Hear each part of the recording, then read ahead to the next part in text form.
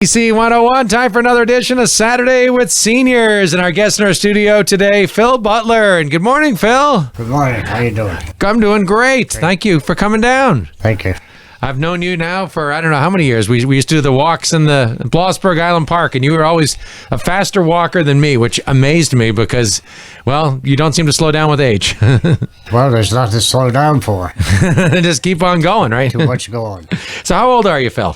83. 83 years old. How long have you lived in Tioga County? Since 1941. And where were you living before 1941? Hartford, Connecticut. So let's see. How old were you then when you came to Tioga County? I'm not feeling like doing math right now. That would have been about 10 years old, somewhere in there? Probably around 10 to 12. 10 to 12 years old, you came out here. And what brought you out to Tioga County? My dad was on construction, so we come back home. He had a job up there, and he was done with it. Mm-hmm. And so you drove. Did you have a moving truck, or did you guys just throw all the stuff in the back of the car? And No, we had a 1938 Dodge four-door sedan. That was a 2-day trip from Connecticut down here. it was a little slower roads back then, huh? 45-mile speed zone. Wow. So then you came to Tioga County, and what did your parents do? Mom was a stay-at-home mom. That was very common then. Yeah, she took care of all the rugrats.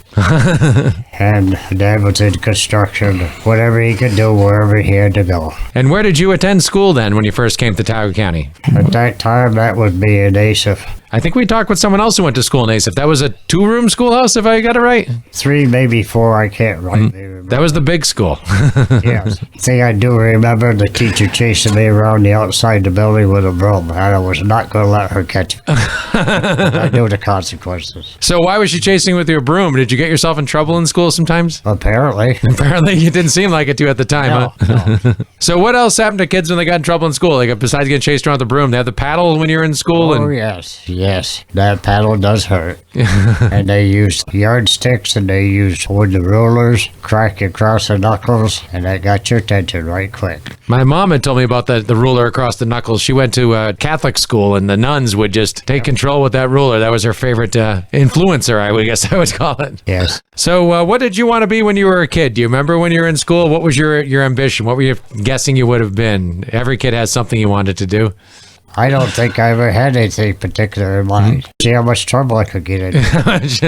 So let's see. Your first car? Do you remember getting your driver's license? How did you go about getting a driver's license then? Was there a test and everything then, or they just give it to you? No, there was a test. But the first car I had, I was in high school, and that was a 1941 Cadillac Fleetwood 4-door sedan. So it was 1941, your first car. Yes. You remember about what that cost you to buy? Oh, yes. It cost me $75. It took me a long time to earn it. So Dad took me up to the bank, and he signed for me, and I paid him, and I got the car. So you took a loan out for that first car, $75. How much were you making at the time? Did you have a job when you got that first car?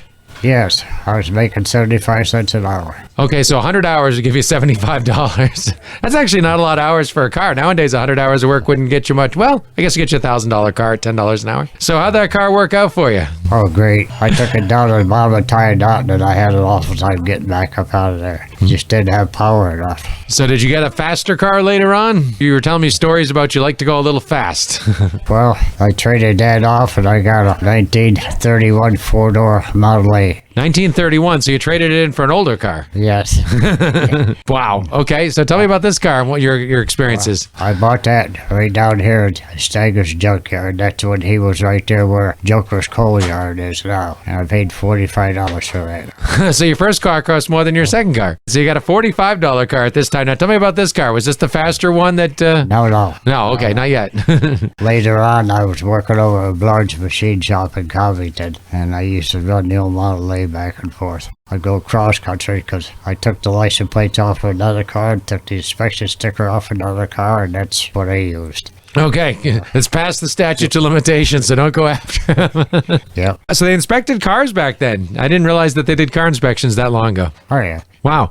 So you worked in a machine shop in Covington, and let's kind of stick with when you were a kid. What were some of the things you enjoyed doing as a kid? I mean, obviously, I don't think you had a TV, right, as a kid? No. You probably didn't have a phone in your house as a kid. My grandparents did. Yeah. The old crank job on the wall.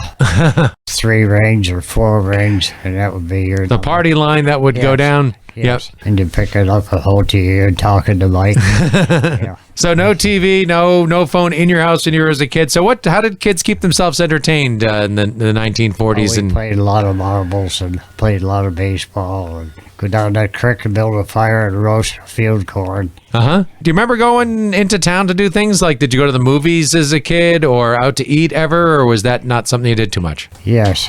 When they lived over in Gage, we went to Gilton Theater a couple of times, and I thought that was kind of neat because you were upstairs to the balcony right off the street. Yep, that all burned down right on Main Street. The theater used to, you'd enter on the balcony. I did hear about that. I never talked to anybody who actually went there, but I did hear about that. Yes, like I say, we played a lot of baseball. My sister, she was a great ball player too. She broke up all my baseball bats and I'll never get replaced. We done a lot. We just played together and done whatever we could to entertain ourselves. Were you required to do chores as a kid? Oh, yes.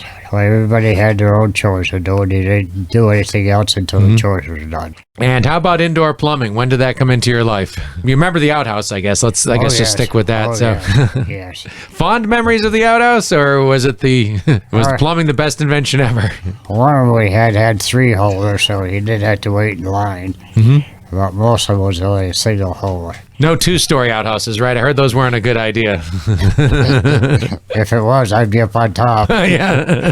So you mentioned where you bought your car, where Joker's Coal is now. Do you remember some of the other businesses that were in town as a kid that your parents would come shop to? Like, did they come to Dunham's back then, or Paxson's, or any of those places? We went to the Paxson's 5 and 10. Yep. We shopped in there a lot. In fact, my wife later, after we was married, she ended up working for him for several years. That's where Timeless Destination is now, for those that aren't aware. About 15, 20 years ago, that was a 5 and dime. Ben Franklin then, but back before that, the 5 and dime. And on this end of Main Street, there was a grocery store about where Garrison's is now. Yep. Right there. Where Garrison's is now used to be the fire department. If you the old pictures, there used to be fire doors right there coming out. Again, I've never seen it. I'm just going by what I've seen in pictures. Yeah.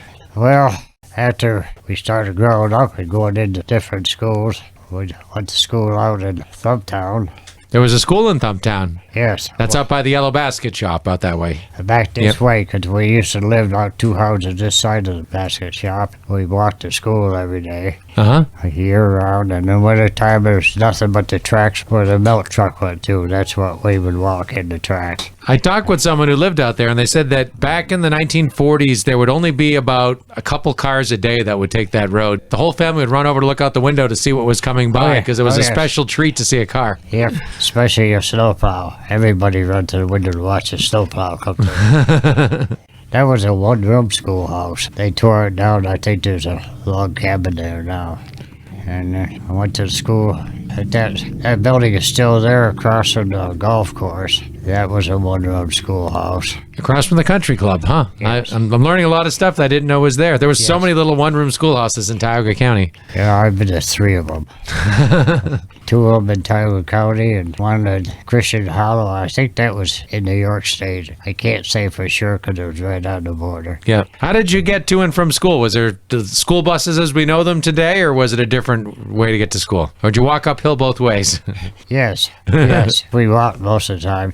Now, when I went to school out here by the golf course, we lived over the other end of 660.